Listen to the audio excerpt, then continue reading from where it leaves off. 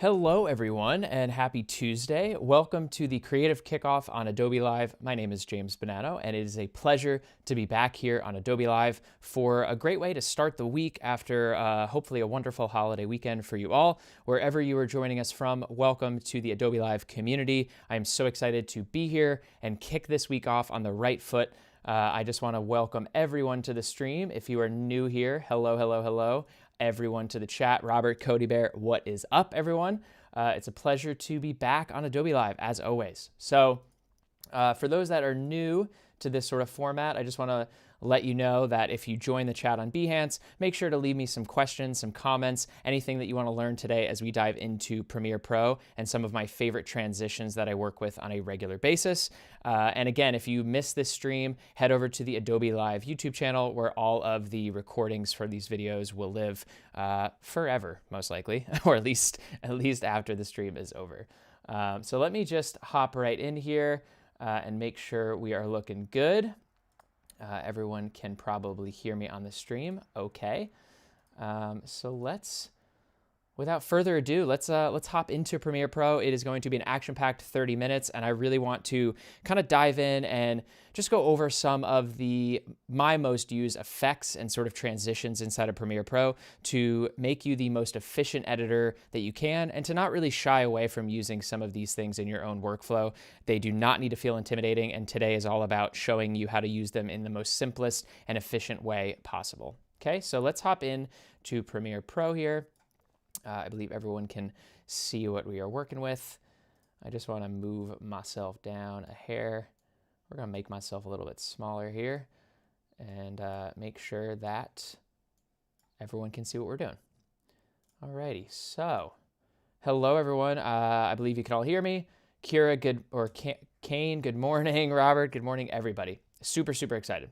All right, so let's do it. So the first, let me just open this up. There we go. Boop, boop, boop, boop, boop. And we are looking good. Cool. All right, so the first effect that we're going to talk about today, we're going to try to go over 7 different effects in 25, 30 minutes, okay? And they're really basic effects, but I use them in so many different ways in my workflow, and today is all about showing you how to do the same in the most efficient way that we can. Keys, what is up? What is up, gang? All right, so the first effect we have here, I'm going to show a few different examples, is called a warp stabilizer. If you're familiar with Premiere and you've been editing for a long time, you're probably aware of what this effect does and what it is, but I'm going to show you 2 different ways that I sort of use it. Okay, so I've already created a sequence here, so I'm just going to kind of empty this out to show you, but basically we have this little hyperlapse here that I thought would be kind of a good example. I just want to put my loop playback on so we can play this back. So you can see that we have this really cool hyperlapse happening, and it looks really cool, but there's a lot of shakiness going on in this hyperlapse. So as a little bonus, I'm going to sort of show you how to import stills for a hyperlapse of this kind of situation, and I've done this here on Adobe Live in the past. So we're going to go to Command-I, which is my import button on my keyboard. Okay, and all you're going to do is find the folder in which you took these photos. So in this case, I have ones over here. And I created a bunch of different hyperlapses specifically for this function, and I edited those photos in Lightroom. I did a video on here that should be on the Adobe Live YouTube channel, so if you want to dive more into the hyperlapse and how to create that, that is over there on the channel.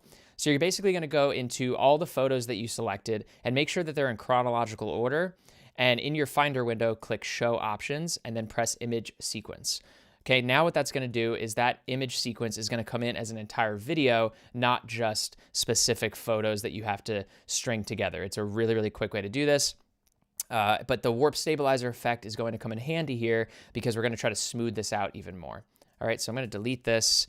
We're going to move this over. Again, this is just some prep work that I do ahead of time, but we're going to try to just do this live here. All right, so I'm going to take that hyperlapse that I just showed you, and I'm going to drag this into our timeline.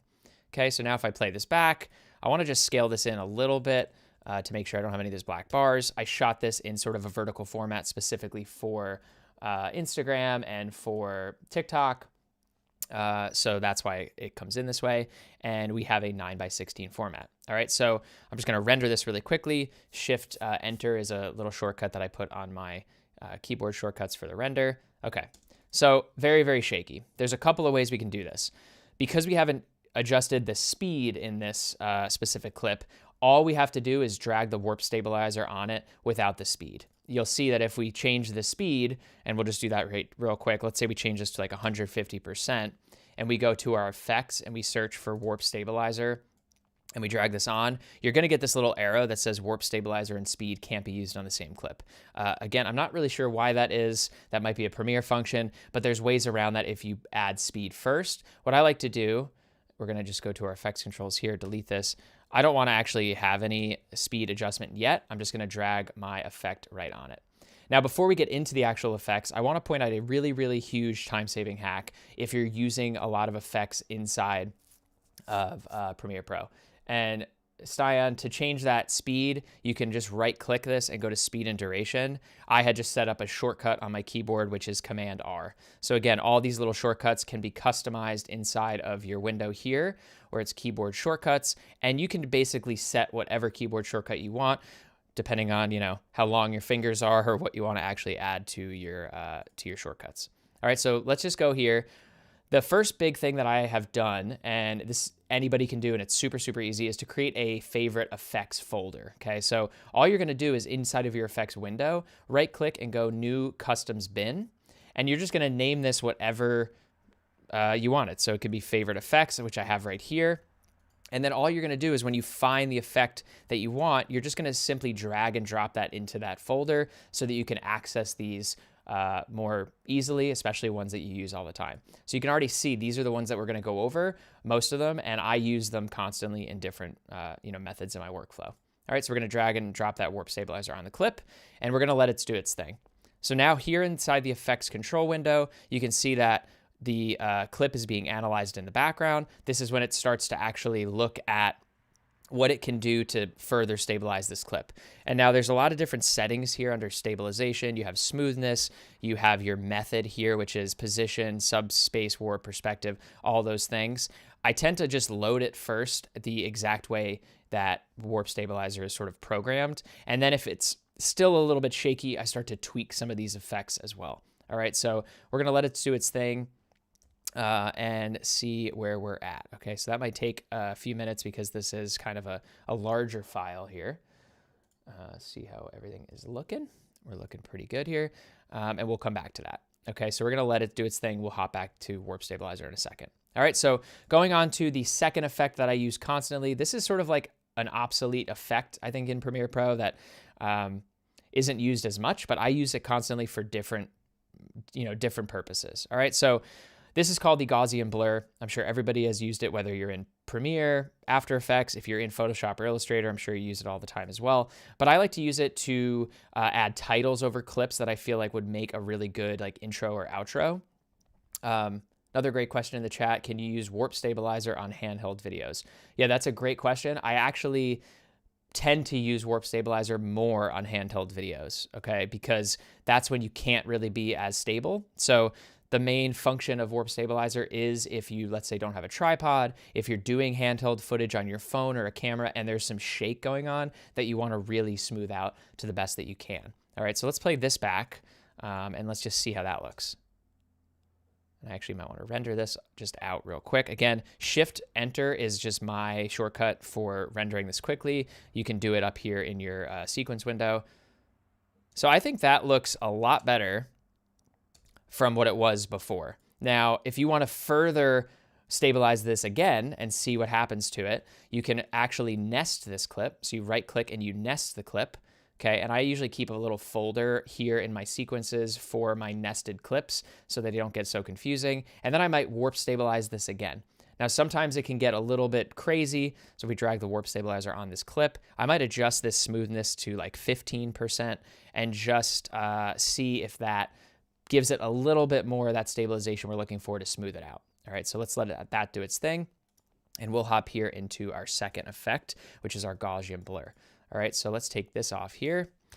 Okay, so basically what I want to do is I like this clip. Let's change where we're at. Let's go back over here. Okay, this is a clip of my brother-in-law, Evan. We're working on a little promo together, which I will be sharing more on here. Amazing illustrator and designer and drone pilot, he's a jack of all trades. So I don't think he's watching right now, but when he does, hopefully he will see this. And I just want to add like a little title here, okay? And I feel like with a title over this, it would kind of work, but I want to maybe blur the background out as the title comes onto the screen. All right, so all we're going to do, I've set a marker here of where I kind of want that title to be. To do that, I've just pressed M on my keyboard. That sets my marker.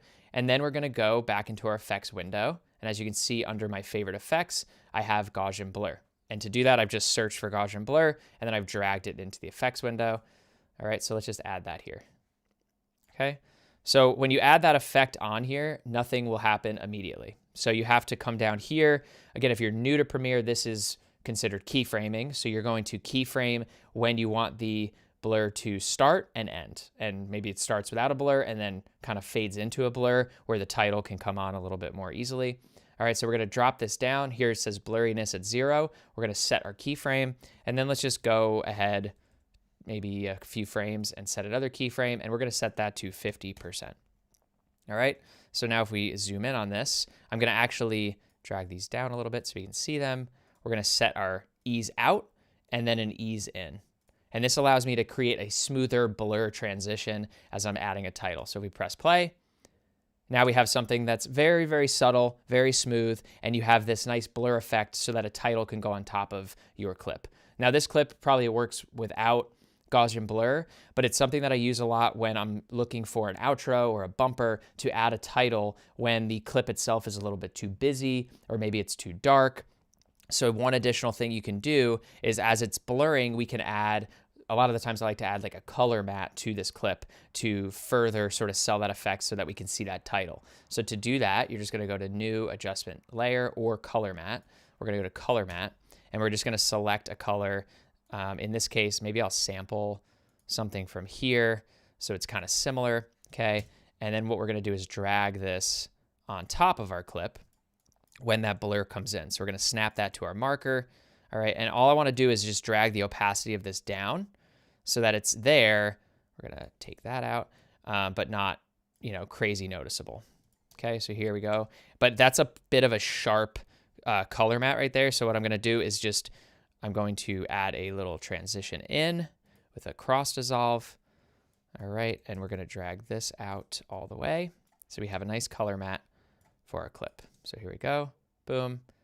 And we have our title, but I'm going to drag this out. This is a title that I pulled from a Mogurt that I've created, and no blur, and a slight little color matte to just give that something a little bit more cinematic and the viewer time to be able to actually read what you're putting on the screen. Okay, so there's tons and tons of different ways that you can use these Gaussian blurs, but try to experiment with incorporating them into maybe blurring footage that you don't want to see. You could also blur out, let's say you're shooting something and there's a license plate or something that you cannot show to the public, or it's an external video. Blurring using a Gaussian blur and a mask work extremely, extremely well for that. So play around with that effect. And again, if you use it often, save it into this effects folder so you can access it more quickly. Okay, we're going to go to save. Let's go back to our warp stabilizer and see how we're looking. Oh yeah. Oh yeah. Okay, so that to me looks so much better. All right, so just from what it was before to what it is now, you can further nest clips, you can speed clips up and nest them and add warp stabilizers to them. Again, this is an effect that you're constantly having to tweak depending on if there's motion coming in front of the frame, but it is an amazing and useful tool when you are filming handheld or you don't have the luxury of having a tripod on you. All right, so let's go to effect number 3. We're gonna go back to our edit window here. Go to our sequences, effect number 3. This is a tool that's kind of, I don't use this often, but I just find myself using it in different situations. I wanted to show you how to kind of use this in a slightly different situation here. So I'm gonna actually remove this here. Okay, so this is just a clip I shot in my garage of me cutting some wood. Okay, so it's great in 1920 by 1080, but let's say we want to crop this. There's 2 ways to crop this clip into a vertical video, but in this case, I actually wanted to show you how to crop this using the guides inside of Premiere Pro, saving those guides, and then cropping it inside of those guides. So let me show you how to do that. All right, so I'm gonna turn these guides on, okay? and our safe margins here. And so what I've done here is I've actually dragged another clip in that's exactly 9:16. So if I hide this, these guides here that I've created are 9:16, and this is our center point for both. So we know that everything inside of the middle of this is that 9:16 format. So let's say we want to work in that 16:9 aspect ratio, but edit 9:16. This is a great way to do that. And basically, all I want to do is I want to crop out all of the stuff around it without having to scale the video in and lose any of the the actual dynamics of this clip. All right, so to do that, we're going to reset our position here and our scale. Okay, so we're going to set this to 50%. I shot that in 4K. All right, and then I'm just going to go back to my effects window down here. I'm going to go to crop, and I'm going to drag this in here. All right, and all you're going to do, now your crop allows you to crop different parts of your image. It's like the easiest tool you could possibly use, and it comes in handy all the time. Again, we're all about trying to save you time and efficiency in editing, speed up the process, and learn some new tricks along the way. Okay, so all I'm gonna do is I'm gonna take the right here, and I'm gonna drag this out. All right, so now I drag my right out just to get to that line because I've set those guides already, and then I'm gonna go to the left, and I'm gonna drag this all the way in till I'm about here, okay? But maybe I want to actually reposition this so that the wood that I'm cutting is in the center of this. That's why the guides are there. So all I'm going to do is take my motion. I'm going to move this over somewhere around here. And you can see that I actually want to add more of that clip and take more of this away. And all you'd have to do simply is change your parameters here. And I'm just going up and down on my keyboard to change that parameter. And the left we're going to bring in a little bit. Okay. And now we know that if we wanted to take this to a 9:16 format, we can. We wouldn't export it like this, but it's a great way to, again, to just use the tools inside of Premiere Pro, use these guides. And one thing as I was doing this is you can edit the guides.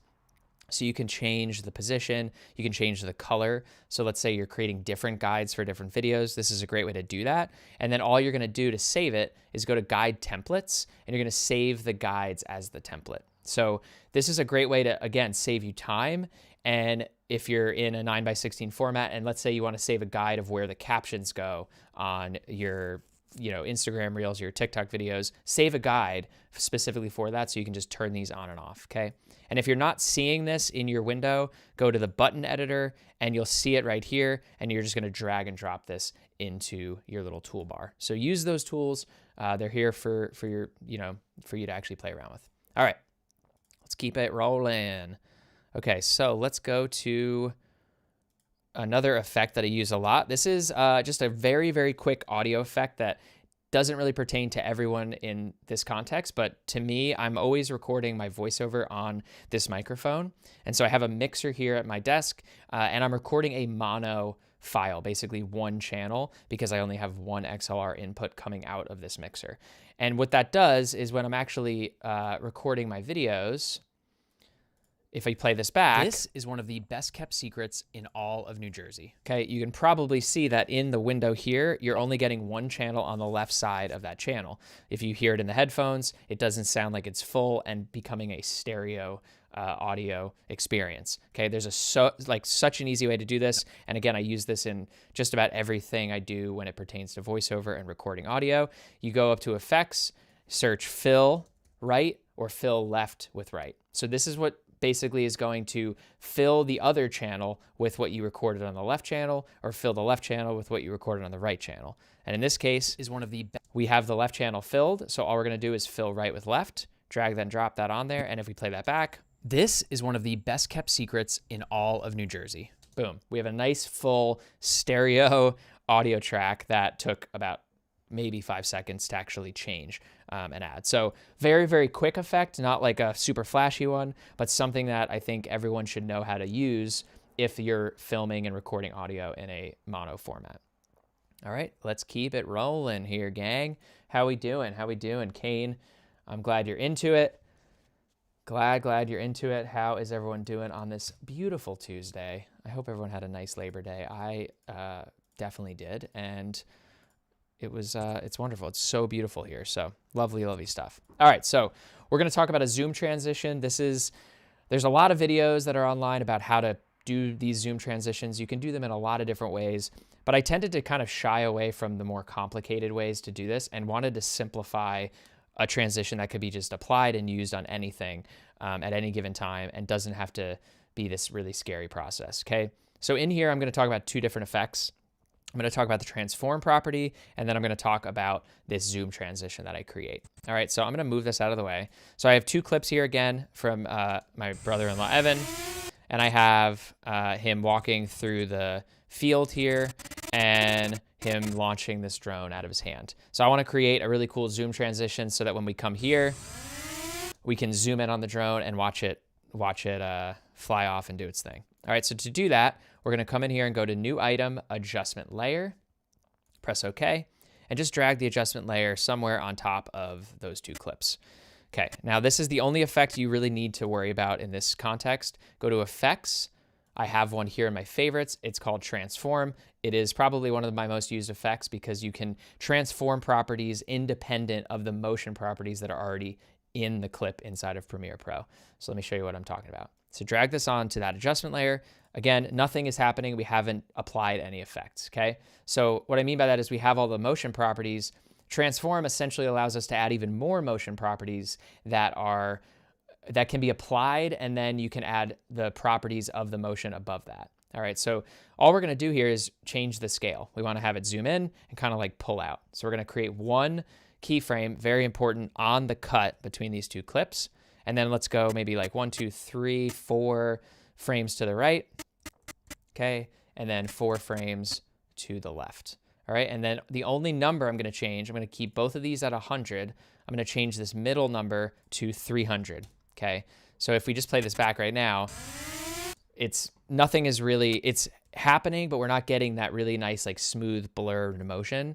Okay, so all you're gonna do to change that is take this little arrow here, toggle off the composition's shutter angle. All right, and then I'm gonna change this shutter angle to 360 degrees. So this gives you the blurriest effect that you're looking for. If you don't want it as blurry, 180 degrees would do. But this is essentially like helping to create what the camera blur would actually be. Okay, and now we have something that looks like this.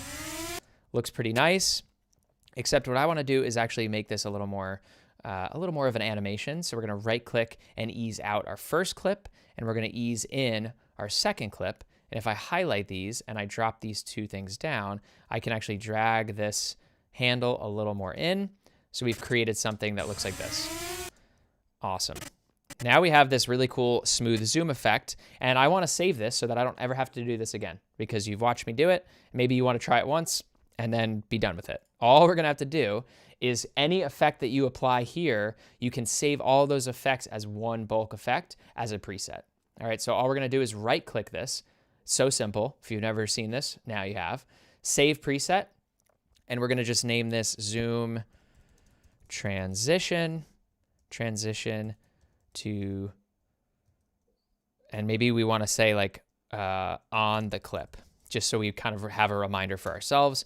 And now if we go to our effects, under presets, you'll see that that's saved right here.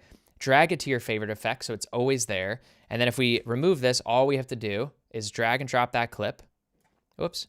All we have to do is drag and drop this on the adjustment layer. Make sure that the adjustment layer is there. We go to effects. Here we go. And boom. If we play that back, boom. And always make sure, this is a really big tip. When you're putting this effect on an adjustment layer, always make sure that the clip on the next clip is where this keyframe is actually supposed to land. Everything else should be fine, but again, a really, really great time-saving way for you to do this. All right, I'm just about out of time here, but let me just show you one quick last little effect here. So let's say we have these two clips that I wanna maybe speed ramp together. I have these clips of a beautiful, beautiful evening in the summer. I'm gonna right click this, show my keyframes, go to speed, press P on my keyboard, and drag this up. Okay, and I'm gonna drag this out. All right, drag this over. And let's play that back. Okay, so I wanna go a little bit faster than that. Boom, and drag this clip, and we could go even faster. Let's drag this clip, speed, and drag this clip all the way up, maybe like 1000%. We're gonna remove our audio on this, and we'll drag this out. Okay, And this is another way to create amazing transitions inside of two light clips. All right, so play around with speed ramping. It is one of my probably most used transitions to go from clip to clip. And in this particular case, like we could really go over this more and more, but I know we are running low on time today. So here again, these are just a few of my favorite, most used effects. Just to quickly recap, we went over warp stabilizer, we went over Gaussian blur, we went over speed ramping, filling your audio. If you have a mono audio track, we have zoom transitions, saving them as templates, and of course, making sure we have our favorite effects folders saved so that we can actually access them in a more efficient and quick way in the future. All right, so that's my stream for the day. Honestly, this goes by entirely way too fast, and hopefully you got something out of it. Again, I am on Instagram, James Bonanno on Instagram. I'm on YouTube. I am on here all the time, so please feel free to reach out, DM me, ask any questions that you might have. And again, it's always a pleasure being here on Adobe Live. I hope that everyone has an amazing week, and make sure to stick around. We got a lot of great content coming up here on the stream afterwards. We have some creators on here today to talk about their process, and really looking forward to being back on here later this afternoon. So thank you, everyone. Have a wonderful week, and I will see you next time.